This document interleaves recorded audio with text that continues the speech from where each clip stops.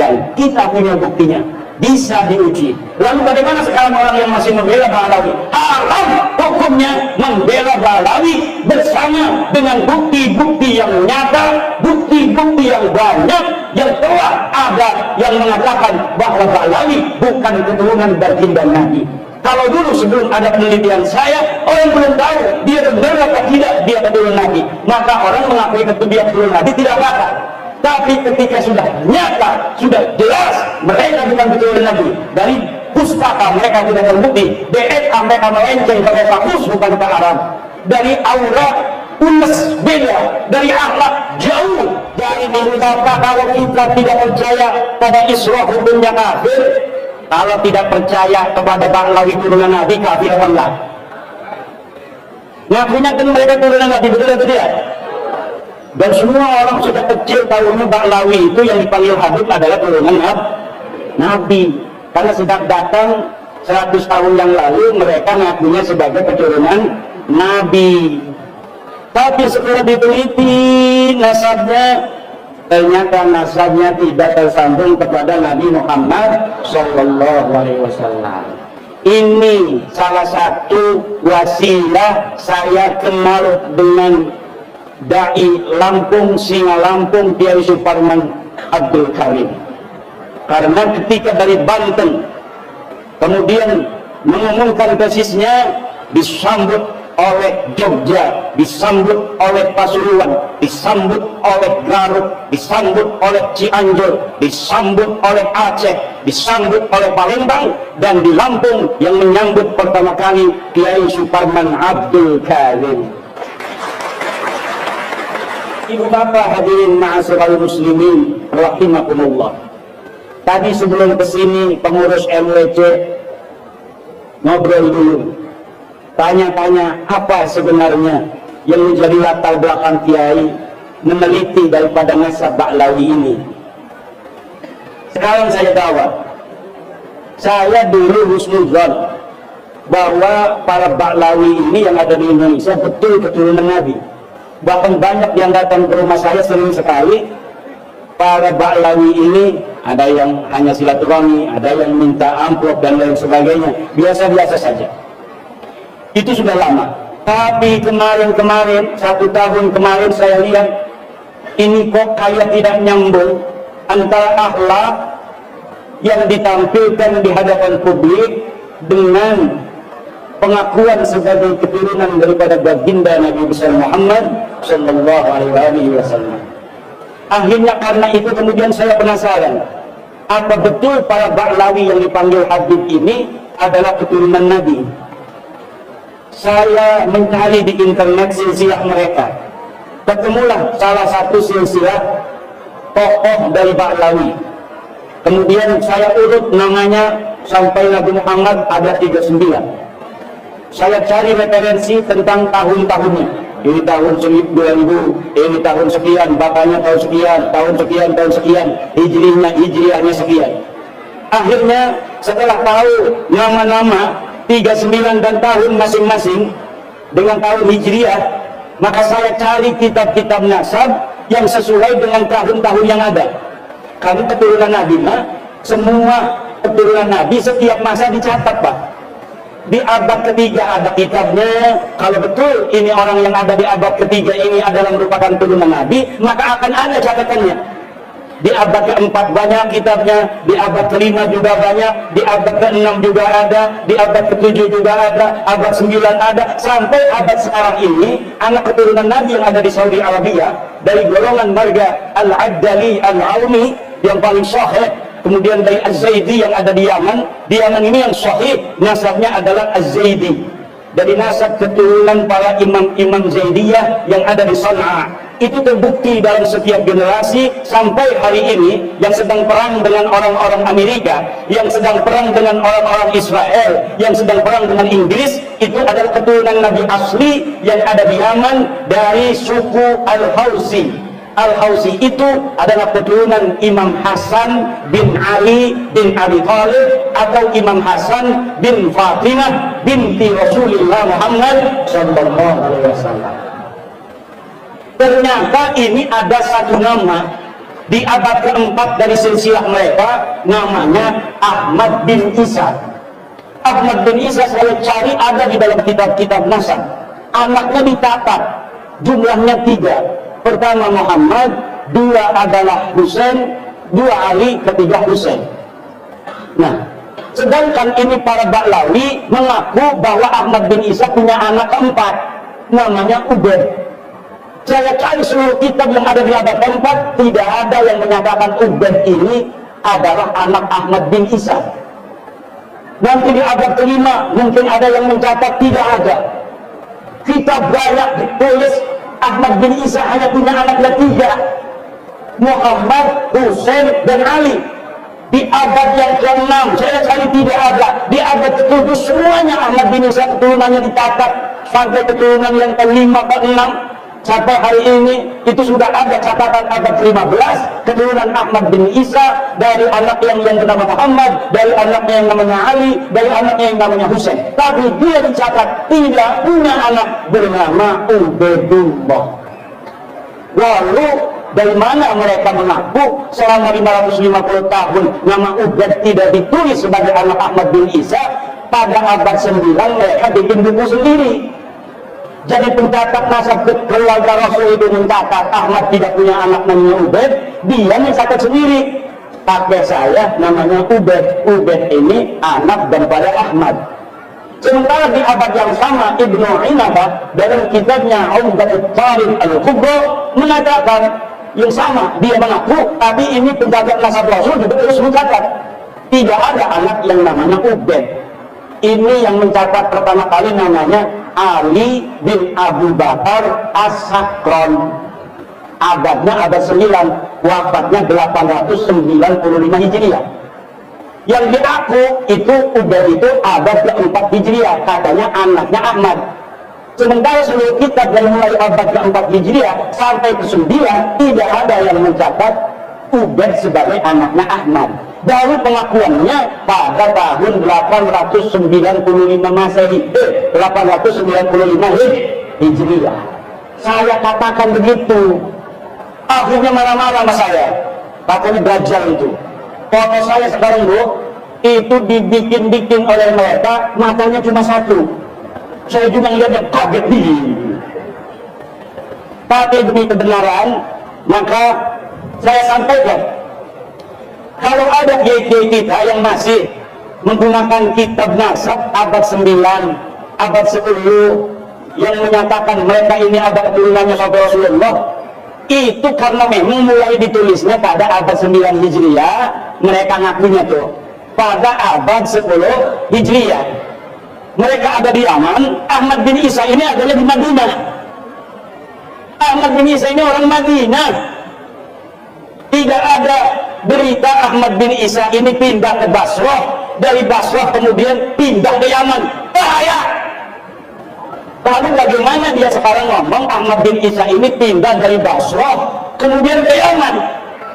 Kata saya, mana buktinya? Ini buktinya, ada makamnya. Saya cari makamnya di kitab-kitab. Dia kan meninggalnya tahun 345 kata Ba'lawi. Saya cari di abad itu, abad keempat, kitab-kitab sejarah Yaman yang ditulis banyak sekali. Ibnul Athir, Ibnu Khaldun, kemudian Al-Lahaji, Musallam Al-Lahaji, banyak kitab-kitab Yaman yang ditulis. Ada nggak di sana makam namanya makam Ahmad bin Isa? Tidak ada, karena memang Ahmad bin Isa tidak pernah hijrah dari Basrah ke Hadramaut. Seperti juga tidak ada berita Ahmad bin Isa ini ada di Basrah. Yang diketahui oleh ahli sejarah, Ahmad bin Isa cucu Nabi ini asli cucu Nabi. Dia tinggalnya di kota Madinah, di kampung yang namanya Kampung Surya. Ini kitab-kitab abadnya Ahmad bin Isa mencatat begitu. Dia adanya di Madinah, dia tidak pindah ke Basrah, apalagi pindah ke Hadramaut. Lalu bagaimana itu makam bisa menjadi ciri-ciri bukti bahwa Ahmad bin Isa pindah ke Yaman? Makam itu makam palsu. Makam bisa bikin barulah. Nih, barulah di sini supaya ada pariwisata air. Kalau kita bikin pariwisata air di Pasena ini kan bagus nih. Jangan hanya tambak, tapi pariwisata air. nggak bakal cepet rame. Tapi kalau bikin makam wali museum, penyebar agama Islam pertama di tanah Sumatera, mesen batunya yang tua di Pati itu, di Bali itu bisa ditulis Syekh Mbah Dangkung dari Basroh, bahasanya bahasa Arab, minal Basroh ila dipasena sana salasi mi'atin hijriyatin, abad 3 Hijriah misalnya. Itu nanti orang rame, wah ada makam Syekh Mbah Dangkung asli dari Basroh, datanglah tuh orang, bukan hanya wali Songo, sekarang wali Mbah Dangkung yang ada di Pasena. Makam tidak bisa dijadikan sebuah bukti bahwa seseorang itu pernah ada, karena makam bisa dibikin. Tuh di Jogja hari ini 300 makam palsu semua di Jogja, namanya Baklawi semua.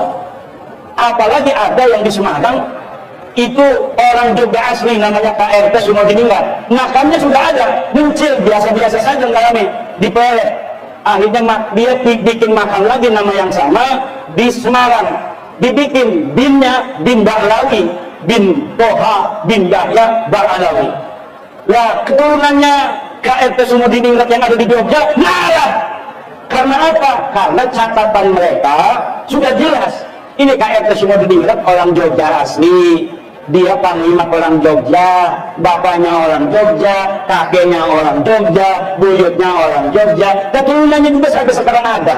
Kok bisa-bisa nama yang sama, sejarahnya sama, perang, kemudian mati di masjid, kok sekarang jadinya jadi Baklawi? Ini yang terjadi sejak zaman Ahmad bin Isa, yang dia orang Madinah, tidak ada berita dia ada di Basroh. Kemudian hari ini ada makam di Yaman yang katanya namanya Ahmad bin Isa, pindahan dari Basroh. Kalau Kiai Romo Sufyan ini ada di Lampung, kemudian ada punya silsilah dari Raden Patah Demak, anak cucunya, disteliti kok orang Lampung, binnya kok ke atasnya leluhurnya bin Raden Patah Demak. Setelah diteliti, memang dulu kakeknya yang bernama Romo Yai Sufyan pindah dari Semarang ke Lampung. Berarti ada sejarahnya tuh, nyambung tuh. Kalau ini Baklawi, katanya makannya di Yaman, di Hadramaut, tetapi sejarahnya setelah ditelusuri tidak ada satu pun kitab yang mengatakan Ahmad bin Isa ini pindah ke Yaman dari Basra, tidak ada. Kalau buyut-buyutnya ada di Basra, pindah dari Madinah, buyut-buyutnya ke Basra, ke Baghdad, ke Qum, ke Asbihan, ke Syam, ke Najaf. Tapi Ahmad bin Isanya dia ada di kota Madinah. Makanya di mana? Tidak ada. Karena mungkin dia orang yang tidak terlalu panjang umur. Karena mungkin peran di dalam politik keagamaan dia tidak terlalu menonjol. Akhirnya namanya makamnya tidak terurus. Buyut kita aja 3 kadang-kadang makamnya nggak tahu, betul nggak? Kalau dia bukan kiai, dia bukan pahlawan revolusi, dia bukan pahlawan kemerdekaan, ya orang biasa-biasa saja, itu sudah biasa. Makamnya 5 generasi saja sudah hilang. Jadi tidak terlalu penting untuk mengetahui di mana makamnya Ahmad bin Isa kalau dia ada di Madinah. Kalau misalnya ditemukan makam Ahmad bin Isa di Madinah, baru berarti makam di Yaman itu palsu. Tidak bisa begitu, tidak usah begitu. Tidak perlu dengan mengetahui di mana makam Ahmad bin Isa itu ada yang asli, nggak perlu. Yang jelas sebuah keterangan bahwa Ahmad bin Isa tidak pernah hijrah ke Basrah, tidak pernah hijrah ke Yaman, ini sudah cukup untuk mengatakan bahwa Ahmad bin Isa ini betul-betul tidak pernah ada di Yaman dan tidak wafat di Yaman, tidak dimakamkan di Yaman. Ini yang saya temukan. Ada 2 cara lagi untuk mengetahui turunan Nabi beberapa. Yang kedua dengan cara ules, tahu ules wajahnya, aura. Bagaimana sekarang itu orang-orang Zaidiyah yang ada di Yaman dari suku Hausi, wajahnya lihat, ulesnya lihat. Keturunan Nabi yang ada di Saudi, Al-Adjani, Al-Auni, ules sedang, wajahnya lihat, cari di internet, Syarif Al-Auni, Syarif Al-Adjani, wajahnya lihat, jauh beda dengan Baklawi Indonesia. Tapi turunan Wali Songo dekatkan pokok-pokok turunan Wali Songo dengan keturunan Zaidiyah, dengan keturunan Musa Al-Kadhim yang hari ini ada di Najaf, yang hari ini ada di Qum, sehari ini ada di Bukhara. Ulasnya mirip, ulas aura wajahnya mirip, walaupun kulitnya udah hitam, hidungnya udah pesek, tapi auranya itu kalau lihat kayak mirip, kayak saudara, itu masih terlihat nampak. Coba lihatin, misalnya ada nih Balawi, kita yakini dulu sebagai turunan Nabi, fotonya juga ditaruh di tembok, lihatin dengan betul-betul, baca sholawat kepada Rasulullah 100 kali, lihatin mukanya, lihatin wajahnya betul-betul, betul ada turunan Nabi, akan nampak jelas. In fatahat qalbuhum, in fatahat qulubuhum bi annahu laysa min kulliyati Rasulillah Muhammad sallallahu alaihi wasallam. Lihatin kawannya, baca selawat pada baginda Nabi, akan nampak bahwa mereka bukanlah keturunan Nabi Muhammad sallallahu alaihi wasallam. Itu cara kedua. Cara ketiga, tes DNA. Apa cara ketiga? Tes DNA itu akan ketahuan, misalnya ada suami nggak percaya kepada istrinya, kok anaknya nggak mirip saya, nggak mirip itu belum tentu bukan anaknya. Bisa jadi karena istrinya benci banget sama suaminya, pelit kayak setan. Akhirnya yang diidolakan penceramah dari Banten, karena suaminya pelit kayak setan, banyak duitnya tapi nggak pernah beliin kalung. Akhirnya anaknya mirip saya. Waduh, malah ini Bapak Sulaiman, setan ini wajahnya pemilik iman. Saya mau tes DNA, bisa tes DNA di mana? Di Badan Riset dan Inovasi Nasional di Jakarta atau di Rumah Sakit Bayangkara Polri.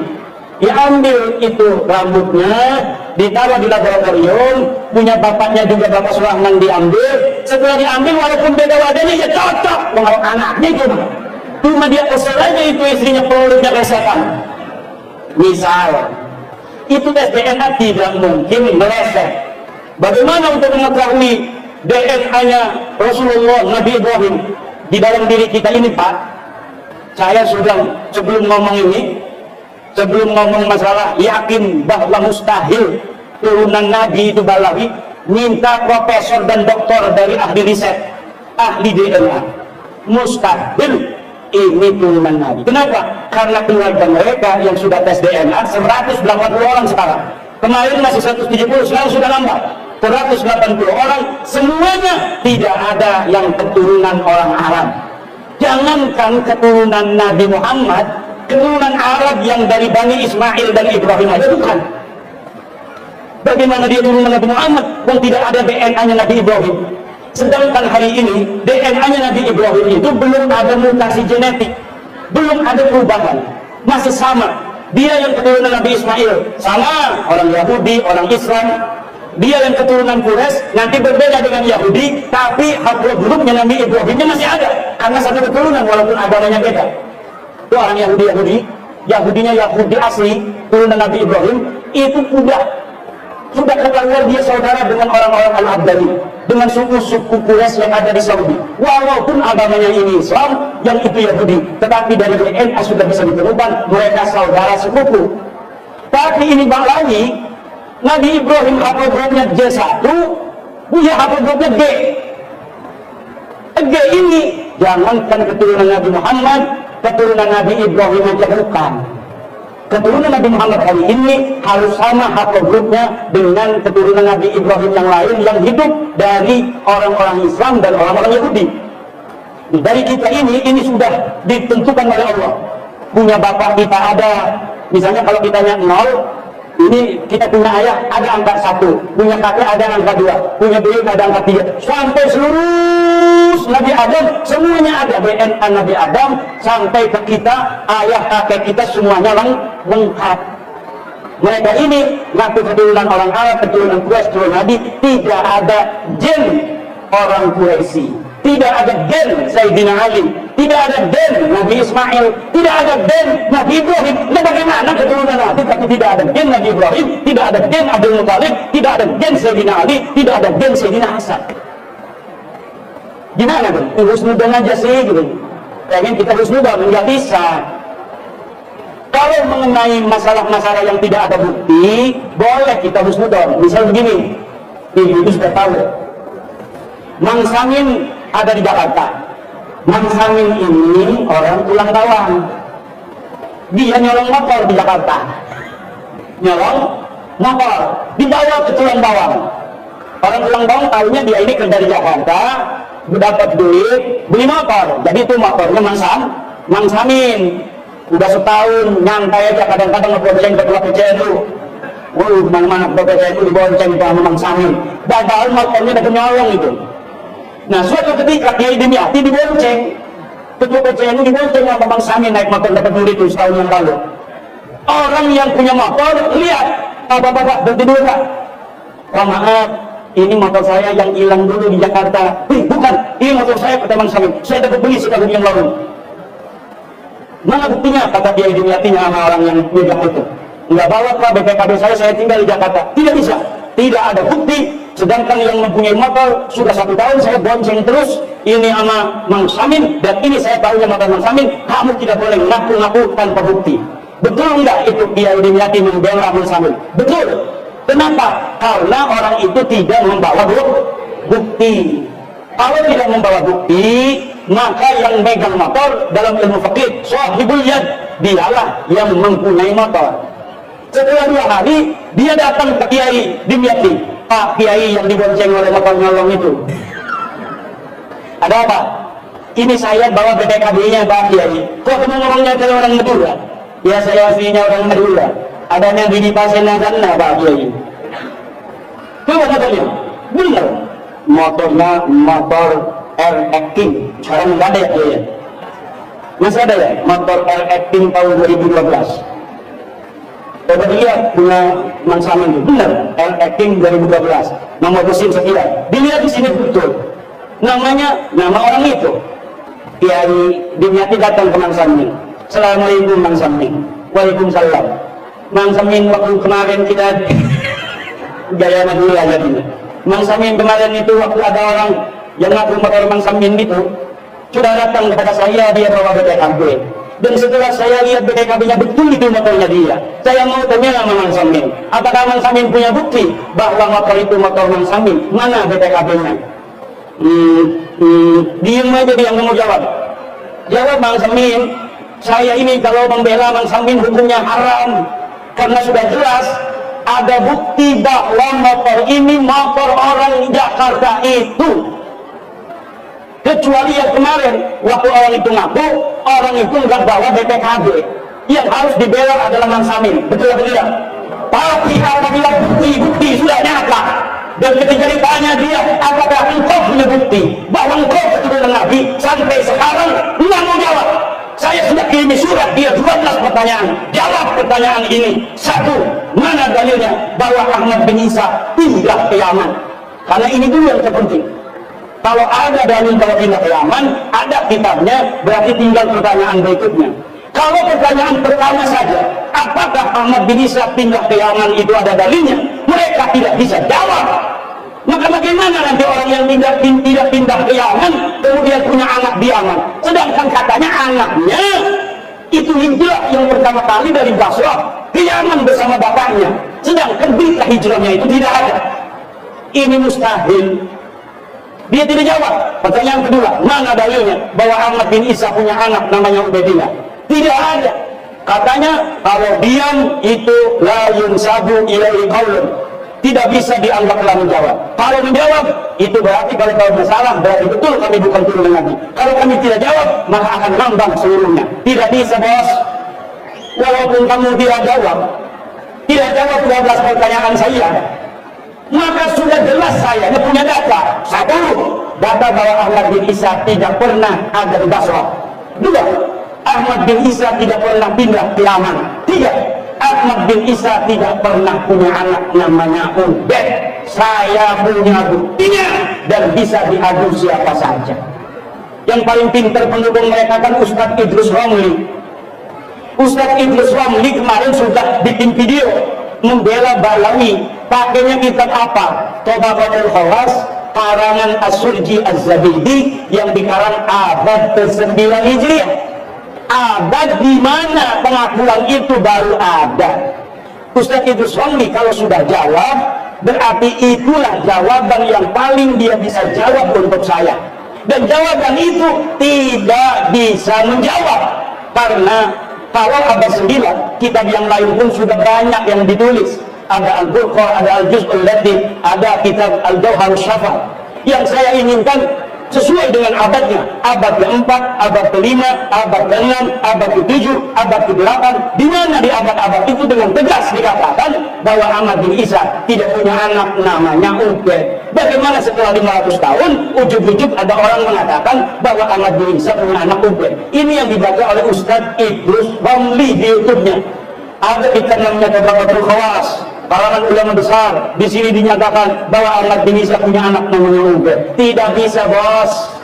Karena apa? Karena dia mendapatkannya dari kitab Tuhfatul Zaman, kitab Tuhfatul Zaman yang dapat dari kitab As-Suluk, dan kitab As-Suluk sudah terbukti yang dimaksud Ba'alawi itu bukanlah Ba'alawinya Ba'alawi sekarang ini. Dia Ba'alawi lain, keturunan Yaqtan, orang Arab asli Hadramaut, tapi bukan keturunan Nabi. Cuma ada kesalahan Syekh Al-Janani di abad ke-8 mencatat seorang ulama silsilahnya nyambung ke Ahmad bin Isa dari yang bernama Abdullah. Dari kesalahan seorang sejarawan atau penyalin naskah inilah kemudian Ba'alawi mengaku dirinya keturunan Nabi, dan kita punya buktinya, bisa diuji. Lalu bagaimana sekarang orang yang masih membela Ba'alawi? Haram hukumnya membela Ba'alawi bersama dengan bukti-bukti yang nyata, bukti-bukti yang banyak, yang telah ada yang mengatakan bahwa Ba'alawi bukan keturunan baginda Nabi.